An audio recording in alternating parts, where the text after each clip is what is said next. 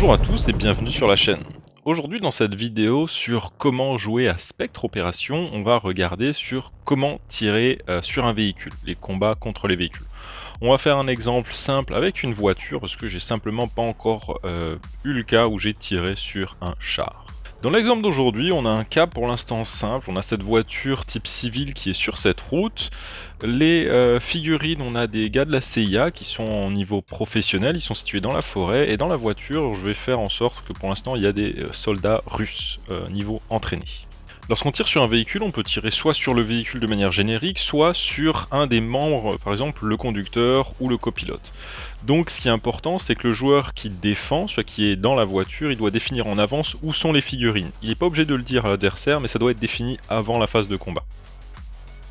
Donc comme je l'ai dit, on peut tirer sur un véhicule de différentes manières. Soit on vise directement à quelqu'un à l'intérieur, auquel cas on va viser à travers les vitres. On aura un malus à la visée car on le voit seulement une partie de la figurine, mais pour ça, ça marche de la même manière que lorsqu'on tire sur une figurine qui n'est pas dans un véhicule. Je vais lancer mon jet d'attaque, le défenseur jette son jet de défense, on compare les stats et on additionne les modificateurs de tir. Dans le cas ici où j'ai un gars qui est au niveau du sol, qui vise par la fenêtre, je vais avoir probablement un -3 car je vois seulement la tête. Par contre ici, si j'ai un sniper qui est situé en face, lui il va voir peut-être tout le haut du corps. Donc sûrement qu'il verra peut-être tout le haut du corps, on aura seulement un malus de -1 ou -2. Passons à nos jets pour illustrer cet exemple. Donc dans le cas présent, je vais avoir ce fusilier qui est ici, qui va tirer sur le conducteur. Donc je vais lancer mon jet d'attaque, j'ai eu un 5, j'ai une statistique de tir de 5, ce qui fait donc un total de 10. Je tire avec ce gars, il n'est pas équipé d'accessoires, donc pas de bonus. Par contre, il voit seulement la tête du conducteur, donc un -3, ce qui fait donc un total de 7. En face, le défendeur va lancer son dé, il a fait un 4. Le soldat intérieur a une défense de 2, ce qui fait un total de 6, ce qui veut dire que là, j'ai réussi à toucher le conducteur. Si maintenant je fais un jet de létalité et que j'arrive à tuer directement le gars à l'intérieur, le véhicule va simplement continuer à se déplacer et il va s'immobiliser autour à la phase de déplacement suivante. C'est-à-dire que ici, si le véhicule s'était déjà déplacé au tour suivant, il va se déplacer encore de 6 pouces, puis il va simplement s'arrêter. Viser directement quelqu'un qui est dans la voiture peut seulement être effectué sur des voitures type civil de ce style-là, ou des véhicules au moins qui ne sont pas blindés. Par exemple, ici, ce Humvee là, on va pas pouvoir tirer directement à un conducteur ou un passager car c'est blindé, il y a des vitres blindées, il y a toute une tas d'armures qui bloquent les tirs.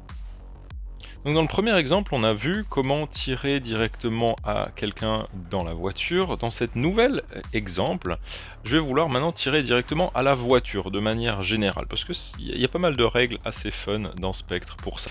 Donc ici sur la route, maintenant j'ai deux véhicules militaires, mais qui sont pas blindés, pas comme ceux qu'on a vus juste avant. C'est encore des véhicules légers, ils sont assez vieux, des véhicules russes. Il n'y a pas de blindage au niveau des portières, au niveau d'autres endroits du véhicule. Donc je vais toujours utiliser la carte de véhicule civil pour ça, qui a les mêmes caractéristiques que la voiture qu'on a vue avant. Lorsque vous voulez tirer sur un véhicule, la première chose à faire est de comparer la valeur AV, Armor Value, la valeur d'armure du véhicule, à la valeur de pénétration de l'arme utilisée pour tirer sur ce véhicule. Ici, mon gars, il est équipé d'une AK qui a une pénétration de 5 et le véhicule civil ici a une armure de 4, ce qui veut dire que l'arme peut passer à travers le blindage du véhicule. La valeur de pénétration doit être supérieure ou égale, donc même si j'avais un 4, je peux tirer sur le véhicule. Ici un autre exemple, une voiture de police, ici elle a une armor value de 6, ce qui veut dire que l'AK, je vais pas pouvoir utiliser pour tirer directement sur le véhicule, la valeur de pénétration de l'arme est trop faible. Par contre, la voiture, elle a une capacité qui dit Half Armor, c'est-à-dire qu'elle n'est pas blindée partout. Seulement les portières sont blindées. Par contre, le pare-brise et les vitres du côté, on va pouvoir toujours tirer à travers. C'est-à-dire que si on est équipé d'une AK, on peut quand même viser le conducteur ou les passagers. Mais on peut simplement pas viser la voiture de manière générale.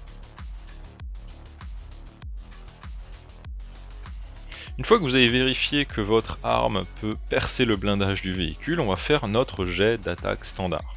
Donc ici, encore une fois, je suis avec mon gars dans la forêt, j'ai lancé mon dé, gros fail, j'ai eu un 1. Je rajoute ma statistique de tir de 5, ce qui fait un total de 6. Dans le cas où on vise un véhicule, on ne vise pas contre la statistique de défense, mais on vise contre la statistique d'agilité du conducteur. Ici, l'agilité est de 3. Donc je vais lancer mon dé et je vais simplement rajouter cette statistique d'agilité. Encore une fois, c'est vraiment que quand on tire sur des véhicules. Donc là, un 4 plus un 3 d'agilité, ce qui fait un total de 7. Ça veut dire qu'ici, j'ai loupé le véhicule, j'ai tiré à côté. Il roulait trop vite, ou le conducteur m'a vu peut-être et a esquivé la balle, j'ai tiré à côté. Par chance, j'ai pas mal d'agents de la CIA qui sont situés dans cette forêt. Ils sont tous équipés de cette AK. Donc disons que un des autres a tiré, il a eu un 6, et qu'en face, il a fait un jet de défense, un jet d'agilité de 2. Ce qui veut dire que dans le cas présent, un de mes deuxièmes soldats a réussi son tir et a réussi à toucher le véhicule ennemi. Une fois que vous avez fait votre jet et qu'une balle doit toucher un véhicule, on va devoir faire un jet sur la table de Véhicule Armor Penetration Table, page 71. En plus de cela, on va devoir checker de combien la pénétration de l'arme est au-dessus de l'armure du véhicule. Donc notre pénétration de notre arme était de 5, la valeur d'armure du véhicule était de 4, donc il y a un point de différence. Et ce point, on va l'ajouter à notre jet 2D. Donc ici, je regarde le plateau, ma table, j'ai eu un 5, je rajoute un point car la valeur de pénétration est plus haute que la valeur d'armure du véhicule, ce qui fait normalement un 6. Du coup, c'est un mobility kill. Il y a une partie vitale du véhicule qui est touchée, le véhicule se déplace D6 dans une direction aléatoire, il est aussi immobilisé. Je vais faire aussi un jet de dés. Sur un 5+, le véhicule fait une embardée et se retourne. Les armes à l'intérieur, ils vont pouvoir potentiellement ne plus être disponibles. Et toutes les personnes situées à l'intérieur vont souffrir d'un jet de létalité à 5+. Et s'ils ne sont pas morts automatiquement, il y a encore des blessures potentiellement. Donc comme vous pouvez le voir, c'est super... c'est super cool, enfin, en un tir là, j'ai réussi potentiellement à tuer, s'il y avait 4 mecs à l'intérieur, je peux potentiellement les tuer les 4 ou les blesser les 4, enfin ça fait beaucoup de dégâts. Résolvons ensemble les effets. Donc premièrement, la voiture doit se déplacer D6 dans une direction aléatoire. Pour ça, j'utilise le jet de scatter de chez Games Workshop ici, et je vais utiliser un simple D6 pour définir la distance à laquelle le véhicule se déplace. Si vous n'avez pas de jet scatter, vous pouvez avoir les templates de chez Spectre Miniature, vous les placez au-dessus d'un véhicule, vous lancez un dé, ce qui va vous donner un nombre, une direction sur le template de Spectre Miniature, et ici, donc voilà, le 5, le véhicule est censé se déplacer dans la direction 5 de 1 pouce. Un des problèmes qu'il y a avec le système de véhicule et de déplacement aléatoire, c'est qu'on peut se retrouver avec une direction qui n'est pas super logique par rapport dans le sens à laquelle les véhicules se déplaçaient. Donc là, ils arrivaient à bonne vitesse dans cette direction, et là, ça veut dire qu'il faut qu'ils se déplacent 6 pouces complètement à l'opposé de sa direction de déplacement, ce qui n'est pas super logique. Donc personnellement, j'utilise une règle un peu faite maison, qui va dire que tout ce qui est pas dans les 180 degrés vers l'avant du véhicule, je vais simplement rejeter mon jet de direction. Et encore, là on voit, je suis vraiment pile à la mi-limite. Là j'ai aussi décidé de simplement le relancer, encore une fois, pour avoir quelque chose d'un petit peu plus logique. Donc là par exemple j'ai eu 6, le véhicule doit se déplacer de 6 pouces, et il doit se déplacer de 6 pouces dans cette direction ici, là, sur la droite. Et donc c'est ce que j'ai fait, j'ai déplacé de 6 pouces par ici. Et en plus de ça, si vous vous souvenez l'effet, sur un 5+, il devait se retourner. Et là, j'ai eu le 5, le véhicule s'est simplement retourné sur le côté. Et là maintenant on va voir qui a été blessé à l'intérieur. Donc là, c'est les 4 gars qui avaient à l'intérieur. Normalement, on va faire en sorte de savoir où est-ce qu'ils sont placés, etc. Moi, pour faire simple, je prends mes 4 dés. Ils sont tous tués sur un 5+. Donc là, j'ai eu 2 5. Ça veut dire qu'il y en a déjà 2 qui sont tués automatiquement. Encore une fois, normalement, on sélectionne de manière précise un peu. Parce que voilà, t'as pas forcément envie que ton officier ou ton sniper soit tué. Donc, il faut faire des jets pour chacun. Et du coup, ceux qui ne sont pas tués sont quand même blessés. Un 4, c'était une blessure très grave. Et un 1, c'était juste une égratignure. Il est stun pour un tour. Donc là, avec une seule balle, j'ai réussi à mettre KO 3 ennemis. Et il y en a juste un qui est blessé légèrement. Maintenant, disons qu'un détour un peu plus tard dans cette bataille, il y a des renforts ennemis qui arrivent. Et ils arrivent dans ces gaz Tiger qui sont bien plus blindés que les UAZ. J'ai juste ouvert le plateau, le table pour vérifier les stats de ce véhicule. Voici du coup la carte.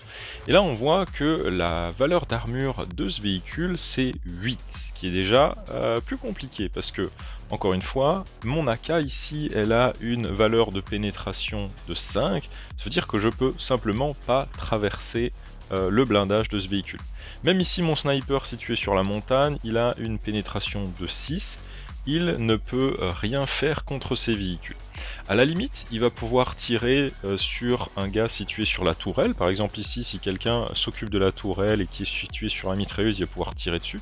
Par contre ici, j'ai une tourelle qui est téléguidée. Je vais rien pouvoir faire contre ces deux véhicules. Je vais devoir un peu me casser. Donc pour cet exemple avec ces véhicules blindés qui viennent d'arriver sur le plateau, une des solutions pourrait être d'utiliser ce petit gars. Ici mon gars il est équipé d'un fusil de sniper calibre 50, un Barrett. Je vais juste afficher la carte pour montrer les stats. Là on voit qu'il a une pénétration de 7, ce qui est normalement pas assez pour pénétrer le blindage du véhicule. Donc là on voit le tableau, la pénétration est en effet que de 7, c'est-à-dire qu'on va pas pouvoir tirer sur ces véhicules.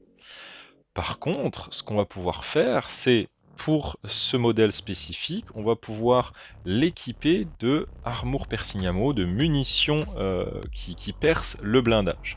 Et ces munitions rajoutent un +1 à la pénétration de l'arme.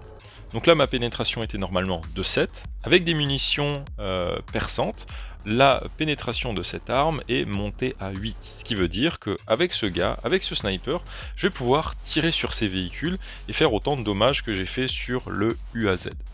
Donc quand vous faites vos missions, quand vous planifiez vos scénarios, c'est un peu important de savoir, d'avoir des infos sur les véhicules ennemis, qu'est-ce qu'ils vont avoir en face, et de planifier les types d'armes qu'il va falloir déployer pour votre mission. Si vous savez qu'il y a des véhicules blindés en face, essayez de prendre des armes de gros calibre, peut-être des lance-roquettes, ou peut-être ici, voilà, un sniper avec des munitions perçantes, ça peut déjà bien vous aider pendant vos parties.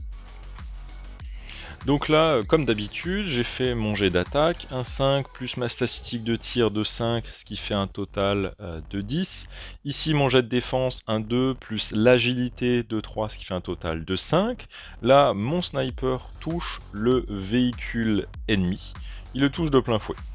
Donc maintenant, on va regarder donc notre table de pénétration de l'armure. J'ai fait un jet. J'ai eu cette fois-ci un 6 directement, donc là pour avoir des stats, pour avoir des effets un peu différents, j'ai simplement voulu le relancer pour la vidéo. J'ai eu un 1-1, dans le cas présent, simplement la balle passe à travers mais ne touche aucun composant vital, ne touche personne, et en gros rien ne se passe. C'est-à-dire que là la balle vraiment c'est un échec, elle a touché le véhicule, mais il ne s'est rien passé de grave, rien passé de mal. Et voilà un peu pour comment ça se passe pour le combat contre les véhicules.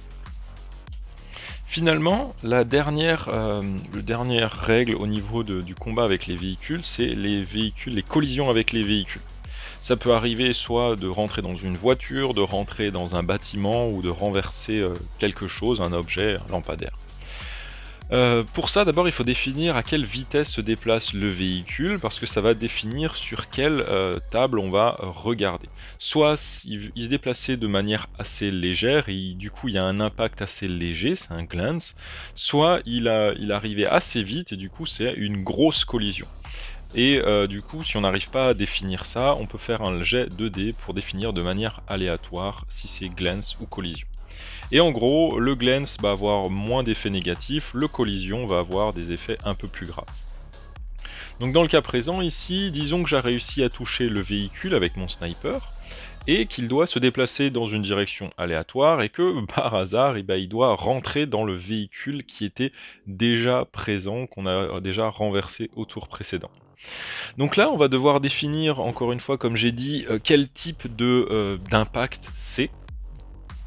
En plus de cela, vous devez rajouter 1 à votre jet de dés pour chaque 2 pouces que votre véhicule s'est déplacé au-delà de 8 pouces. Donc si par exemple, mon véhicule est arrivé, s'est déplacé seulement de 6 pouces, vous rajoutez rien à votre dé, vous faites juste votre jet de dés qui va vous définir le résultat sur la table de collision. Par contre, si on a fait un mouvement au-delà de, disons, 10 pouces, on est donc à 2 pouces au-delà de 8 pouces, ce qui fait qu'on va rajouter 1 à ce score 2D. Et voilà pour cette vidéo, j'espère qu'elle vous a plu, et je vous dis à très bientôt pour la suivante. Salut salut!